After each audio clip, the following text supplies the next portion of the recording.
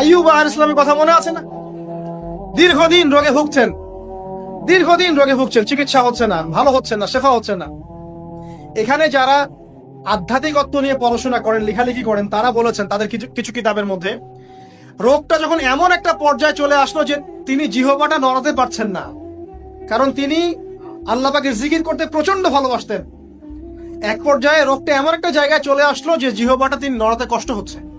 তখন গিয়ে তিনি বলছেন, রব্বি আন্নি মাসসানি ইয়াদুররু ওয়া আনতা আরহামুর রাহিমিন, হে আল্লাহ, আমাকে কষ্ট স্পর্শ করেছে, আর তুমি তো ক্ষমাকারী, রহমকারীদের মধ্যে সর্বশ্রেষ্ঠ রহমকারী। আমি জিকির করতে পর্যন্ত পারছি না, আল্লাহ আমার রোগটা শেফা দিয়ে দাও। বলার সাথে সাথে আল্লাহ রাব্বুল আলামিন প্রস্রবণ ঝর্ণা তৈরি করলেন, এখানে গোসল করো, শেফা হয়ে গেল। এগুলো কি রহমতের পরিচয় নয়?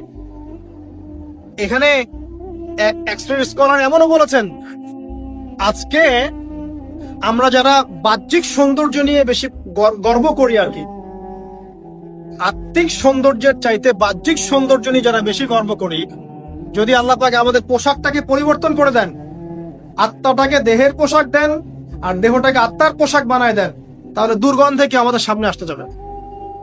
কথা বলে বুঝতে পারছেন না? আইয়ুব আলাইহিস সালামের আত্মাটা ছিল পবিত্র, পরিশুদ্ধ, তার দেহের মধ্যে রোগ হয়েছিল, আর এই